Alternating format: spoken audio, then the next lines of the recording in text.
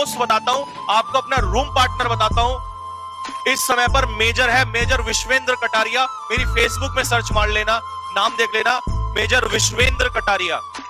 और वो एक ऐसा लड़का था जिसने कभी अपनी जिंदगी में हिंदी इंग्लिश का वर्ड यूज नहीं किया।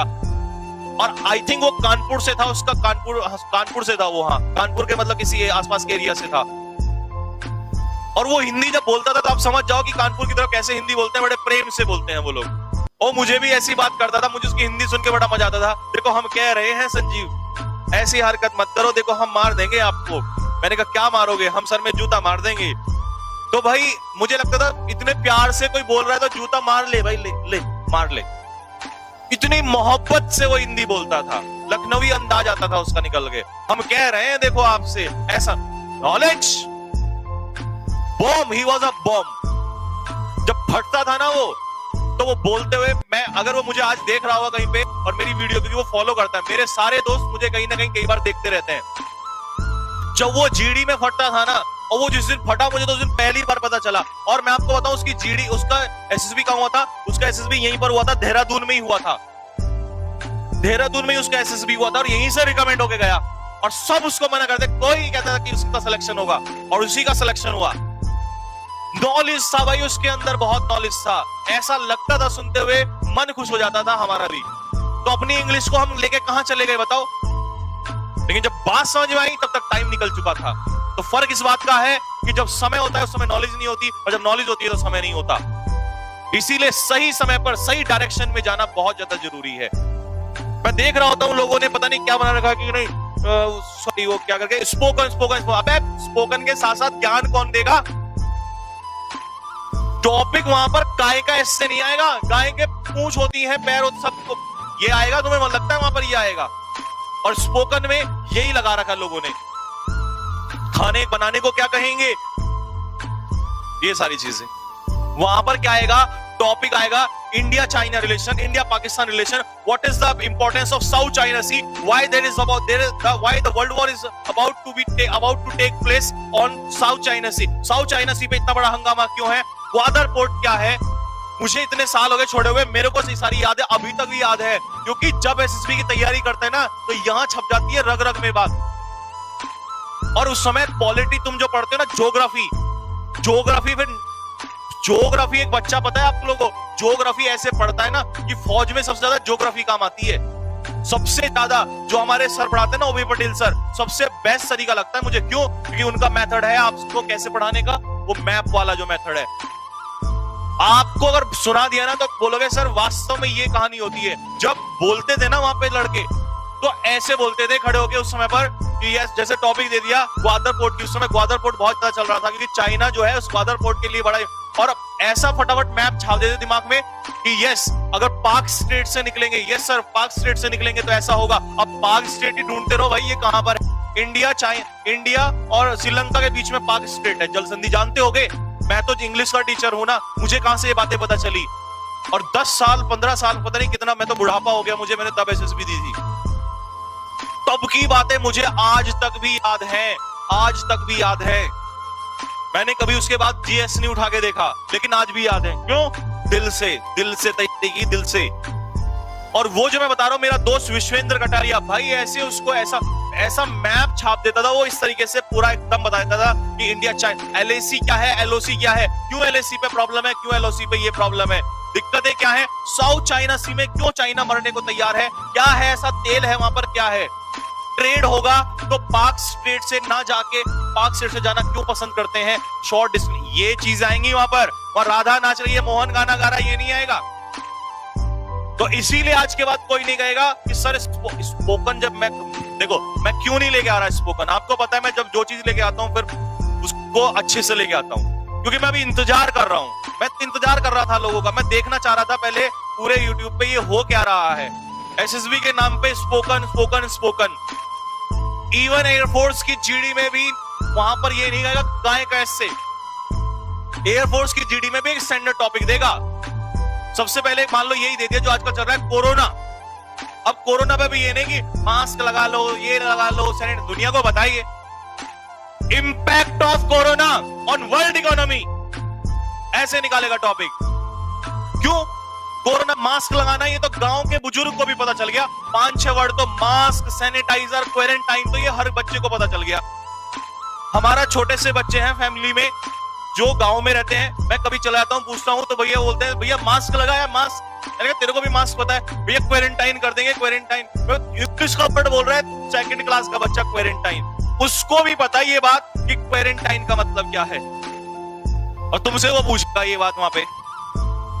Impact of corona virus on world economy, और कौन कौन सी इकोनॉमी है जो सबसे ज्यादा सफर हुई है, और कौन सी इकोनॉमी है जो अपने आप को निकाल कर ले जा रही है, और कैसे और क्यों, क्या वजह हो रही। इसका मतलब इन बातों को वो बोलेगा जो सोचेगा, और जो सोचेगा वही ऑफिसर बनेगा। किसान का बेटा भी ऑफिसर बनेगा, हर किसी का बेटा ऑफिसर बनेगा, लेकिन बनेगा वो जो सोचेगा। जरूरी नहीं है कि लेफ्टिनेंट है या मेजर है, कर्नल है, उसका बेटा ही कर्नल बनेगा या फौजी बनेगा। नहीं, कोई भी फौजी बन सकता है, लेकिन बनेगा वो जो सोचेगा। अधिकारी बनने के लिए कपड़े अच्छे पहनने जरूरी नहीं है। मैं भी गया था पहली एसएसबी में, बन ठन के बहुत अच्छे से, जो बार्बर था उसको कहा था एक बार जल्दी से रगड़ा लगा अच्छे से, क्या पता मेरी चमक देख के पेरेंट्स भी लगा दे थोड़ी सी, क्या पता मेरी चमक देख के मुझे सेलेक्ट कर लें। लात मारी थी पहले दिन के पटाख से, तब समझ में आया ये कपड़ों का खेल कुछ नहीं है वहां पे। It's all about what? It's all about your thinking, your imagination power. क्या सोचते हो तुम लोग वहां पे?